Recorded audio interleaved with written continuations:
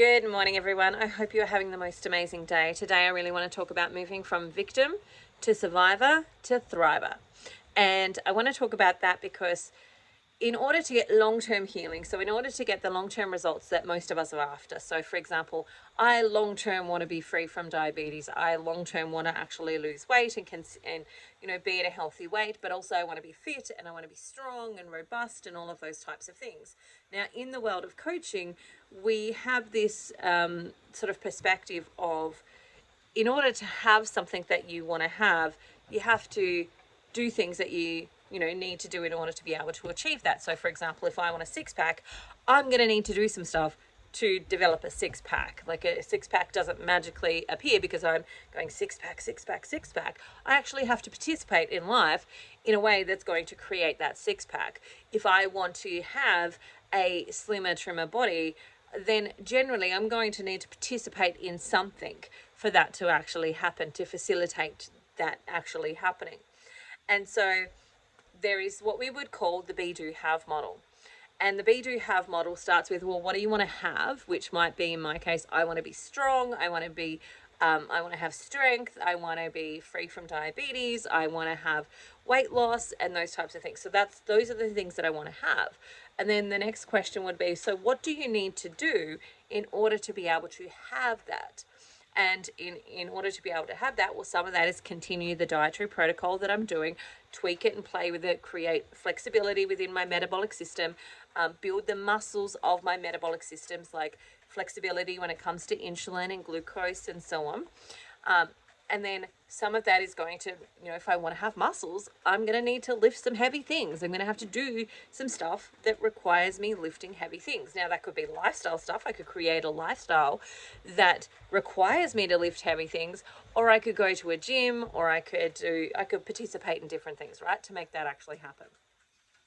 But in order to actually do the thing that I want to, so the be, do, have, to have the thing, I've got to do some stuff. But in order to do some stuff, I've got to be a certain way. And that be is really down to our beliefs. And it's down to our worldview, and it's down to our traumas and experiences of life that we've created the beliefs that we're actually experiencing. So for example, one of the ones that I've talked about a little bit is that my mother struggled with weight for a really long time, all of her life pretty much. And the only time when she really started to effectively shift weight was when she got the gastric band put on, which is a band that they put on at the top of the stomach, which reduces the amount of food that can actually go down. And so she had that, and then that reduced her weight because she couldn't eat as much food. And then, of course, like the food that she was eating wasn't necessarily healthy. So she would just eat chocolate bars instead of actually eating proper food. And so I saw that as the method forward. As a child, that's what I watched actually happen. And so in my mind, I went, I don't want to do that. I don't want to have surgery in order to be able to achieve that. And really, when I look at her results, I go, she didn't quite get there in the end. She was still kind of overweight. Even though she was a reduced weight, she was still kind of overweight. And so my belief was that I never wanted to do that.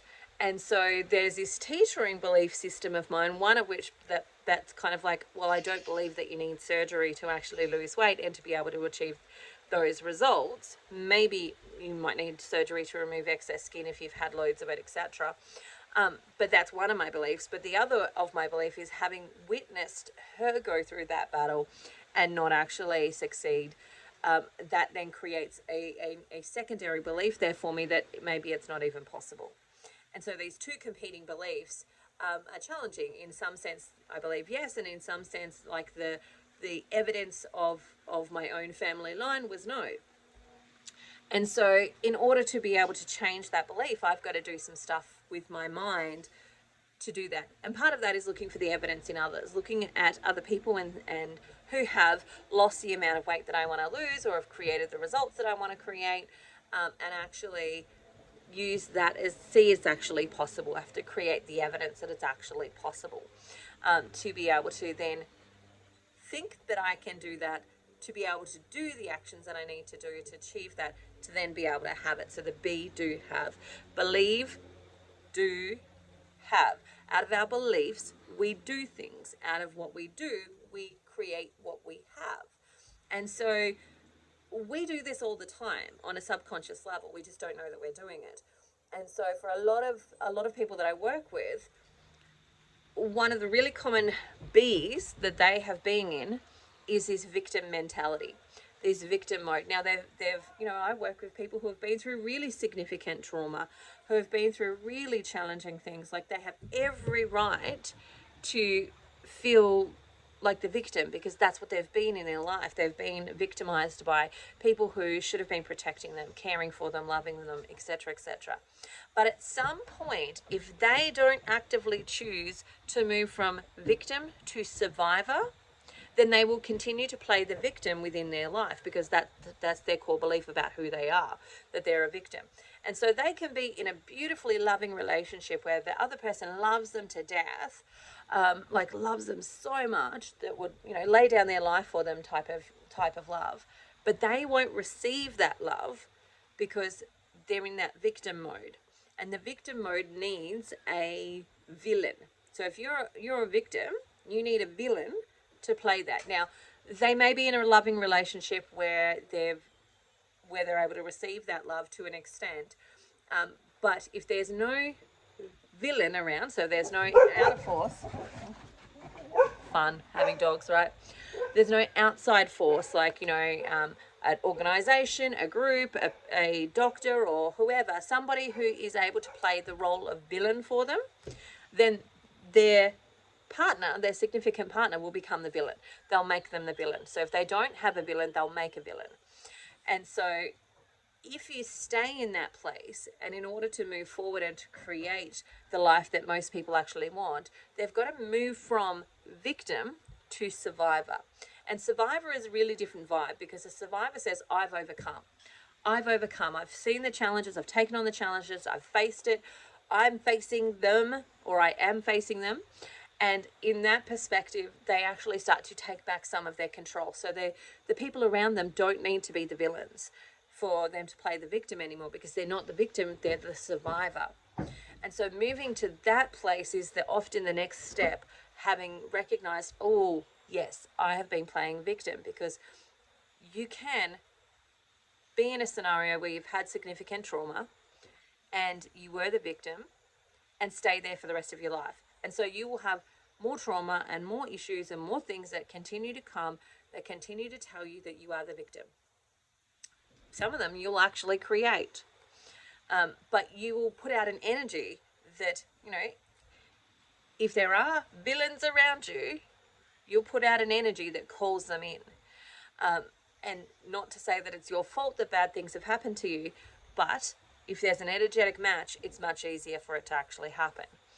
And so you'll just keep repeating those cycles until you start to come to the place of awareness that is, actually, I'm choosing to be a survivor. I'm choosing to not let this thing that has happened to me, that was horrible, that was awful, that was not my fault, I'm choosing to not have it control me anymore. And the journey from there to there is a significant one. It's not easy. You often need to call in help and get resources to actually move from that place. You need to be diligent, just like anything else. You're building a muscle, so you're changing your language, you're changing the way you speak to yourself. You're bringing in love and compassion for yourself, but you're also bringing in love and compassion for those around you.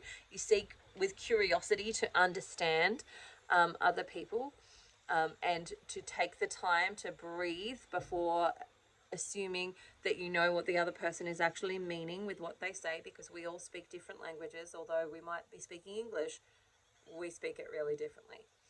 And so taking the time to breathe and go, actually, is what I think they're saying actually what they mean? And clarifying. And there's a lot of work in doing that, because we've often been set up for this quick reflex of defense to protect ourselves and to keep ourselves safe. And it takes time, and it takes grace and love and compassion to do it. So please don't hear me and go, oh, it's a quick fix. It's not a quick fix. It's a slow, long, methodical journey of unpacking and uncovering places where you have allowed that victim mentality to actually permeate and fester and grow and then go and reclaim your power. And anytime you reclaim your power, it's a superhero move. It's not an easy thing to do. It takes time, and you are going to fail, and you are going to fall, and you are going to stuff it up, because we all suck at everything until we don't. Until we've done it enough times that we don't suck at it. It's like walking. If you watch a baby that learns to walk, they suck at walking, right? They suck at walking until they've done it enough times that they can run. And that's the same with us. Like when we start to move from this victim place, we've got to remember and embrace the suck, because we all suck at it. We're all going to make mistakes until we don't. Until we've done it enough times that we know how to language it. We know what to look for. We know what support we actually need. We know how to lovingly care for ourselves through those things. Like until we don't, we'll all suck at it. And then once we've moved to that place of survivor, then we have the opportunity to move into thriver. And thriver is now where we not only have reclaimed our power, we now choose to do what we want with our power. And what we want with our power ideally is for good, is to create good for other people, and to move into that place of thriver versus victim, survivor, thriver. And so that journey for me is one that I think is often a lot easier to do on carnivore for a whole bunch of different reasons, because we're flooding your body with nutrients that it starts to get everything that it needs to be able to emotionally hold you, and to be able to hold you as you move through stuff. So some of the ups and downs that you might have had prior, because your brain chemicals might have been low, your nutrition might have been depleted, you're in fight and flight mode, not only from a trauma perspective, but also from a nutritional perspective. Like you were in fight or flight. When's the food going to come? When's the nutrients going to come? And so we take care of that space by flooding your body with all of this nutrition and these nutrients, that it's on a much more stable ground for you to then be able to step into the emotional work, and to then step into that place of being able to take care of your mental health, and untangle some of the webs that have been created for you within your life through experiences and environment and so on. And so for me, one of the things that I think about, like doing any dietary protocol that is actually healing your body, that's packed full of nutrients, is that it is a space in which you can thrive, but you need to do the B work of the belief work. Because ultimately, if you just do the diet, you'll get to a point where you start to sabotage yourself from a dietary perspective. And that sabotage comes from, now we've got your body working right, you don't believe you're allowed to have that. Your belief, which then creates your actions, and what you have from those actions, or the results that you have from those actions, don't match. Because you believe that you're the victim, that you're crap, that you're this, that you're that whatever. Which, when you are in the place of victim, you don't have control, you don't have power, and you don't have the ability to change, because you don't have the control of it.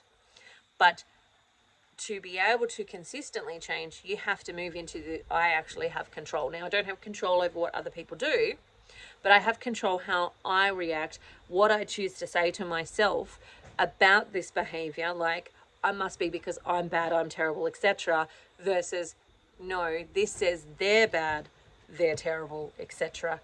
It has actually nothing to do with who I am as a being. It's all their stuff. And that takes practice and time to actually get to that place as well. But you'll get to a point where you start sabotaging it if you don't change your beliefs. If you don't change what you are allowed to have, that you're worthy, you're lovable, you're enough, that you're allowed to actually have health and well-being and good things in your life, and be able to enjoy going bike riding and whatever it is that you actually love to do, that you haven't maybe been able to do because your body's not been physically able to do it. Like that if you don't believe that you're allowed to have those things, then you will sabotage it. And so that's a big part of it for me. And then the other step in that for me is moving the food addiction. So when we've been using food as a socially acceptable way to numb and drug ourselves from the pain, shame, and guilt and blame and all the other fun stuff that we have, and we take that away because we're only choosing to eat carnivore, all of the stuff that we've been hiding from kind of comes to the surface because you can't hide it anymore. You can't shove it down anymore with food, because it just doesn't work when you're consuming a carnivore sort of diet. And so that also then creates that space of whole being healing, which is exactly what I'm about. Like, that's the whole purpose for me is, yes, let's get fit, let's get physically fit, let's get healthy and well, let's get all of those things that we actually want, but let's also get emotionally and physically, like mentally well as well. So just to recap, the diet helps you flood the body with nutrients so that you are standing on solid ground to be able to do the work of the emotional and the spiritual side of moving from victim into survivor and then into thriver. So that for me is the overall purpose of this. All right, that's it for me today. I hope you have the most amazing day ever, and I'll talk to you again soon. Bye for now. See you later.